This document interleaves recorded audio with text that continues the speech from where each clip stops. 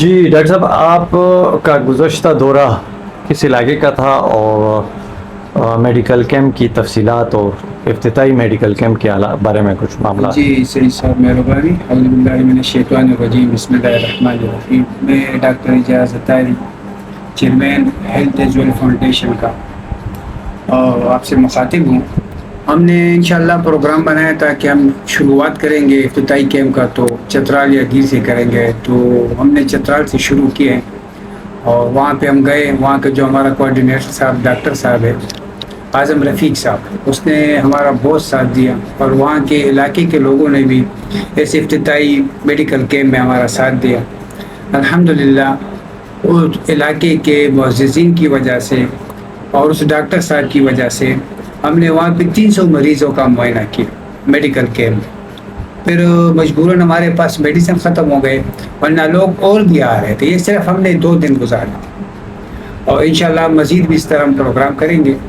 اور medical camp کے لیے ہم چترال، دیر، پشاور میں مختلف جگہوں پہ، لیکن تھوڑا مسئلہ بھی یہ آ رہا ہے کہ ایک جگہ پہ ہم کیمپ کرتے تو ایک گھر سے 3 5 مریض آتے، تو یہ ہمارے لیے تھوڑا پرابلم ہوتا ہے، کیونکہ وہ تو مریض ہوتے، کیونکہ ہم میڈیسن کے کیا پیسے لیتے، کبھی کسی سے 200 لیے، کبھی کسی سے 300 لیے، بالکل فری بھی دے دیتے۔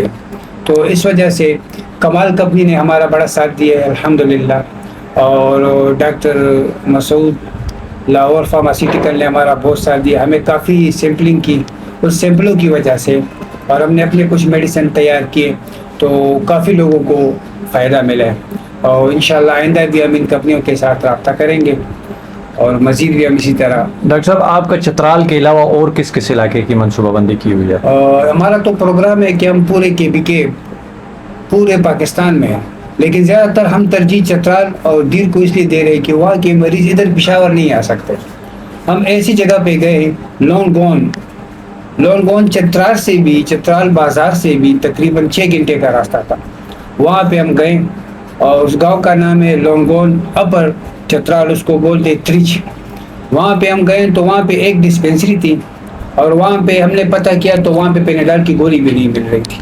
تو اس وجہ سے ہم چاہ رہے ہیں کہ ایسے علاقوں میں جائیں، وہاں پہ بچے اسکول جاتے 3 گھنٹے پیدل سفر کرتے ہیں، پھر رات کو آتے تو کسی کو بخار ہوتا ہے، کسی کو ڈائریا ہوتا ہے، کسی کا بلڈ کم ہو جاتا ہے، کسی کی بھوک کی وجہ سے وہ بے ہوش ہو جاتا ہے۔ تو ہم ایسے علاقوں میں انشاءاللہ جائیں گے آئندہ بھی، اور مزید ہمارا یہی پروگرام ہے کہ چترال، دیر اور اسپیشل پشاور کے جتنے مضافاتی علاقے وہاں پہ انشاءاللہ ہم اس طرح کیمپ کریں گے۔ ڈاکٹر صاحب، موجودہ اس کیمپ میں، چونکہ یہ تو بڑا دور علاقہ بھی تھا، اس علاقے کے آنے جانے کے کرایوں سے لے کے کیمپ کے ایکسپینسز تک کیا کنڈیشن تھی اور کیا پوزیشن تھی؟ آپ نے کس طرح سے اس کو کنٹرول کیا؟ وہ کنڈیشن تو یہ تھی سعید صاحب کہ وہ کیا کہتے ہیں، اگر بندہ دن میں 3 دفعہ روٹی کھاتا ہے تو ہم نے 1 دفعہ کھایا، اگر بندہ 4 دفعہ چائے پیتا ہے یا 2 دفعہ تو ہم نے 1 دفعہ چائے پی۔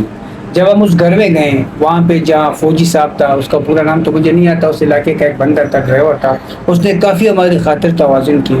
تو اگر میں بتاؤں کہ ہم نے وہاں پہ تھوڑا پیٹ بھر کے کھانا کھایا تو وہاں پہ کھایا، اور ہمارے پاس خرچے کا بہت ہی بڑا مسئلہ تھا۔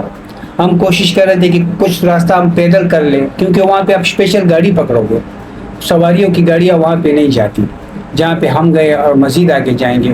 تو بڑی تکلیف سے ہم نے وہ ٹائم گزارا ہے، لیکن وہ تکلیف بھی ہمارے لیے انشاءاللہ اچھا ثابت ہوگا، کیونکہ ہم نے کافی مریض دیکھے، ایسے مریض دیکھیں کہ ان کے پاس 300 روپے بھی دینے کو نہیں تھے۔ تو یہ تکلیف ہمارے لیے کچھ بھی نہیں ہے، ہم مزید بھی اسی طرح تکالیف اٹھائیں گے اور کریں گے۔ اور یہ سارا خرچہ جو تھا مجھے یا ہمیں ہیلتھ ایز ویل فاؤنڈیشن کو کسی نے بھی کچھ نہیں دیا، سوائے 2 کمپنیوں کے میڈیسن سیمپل کے۔ ہم نے اپنے جیب سے اپنے خرچ، اپنی مدد آپ کہتے ہیں ہم نے کیا۔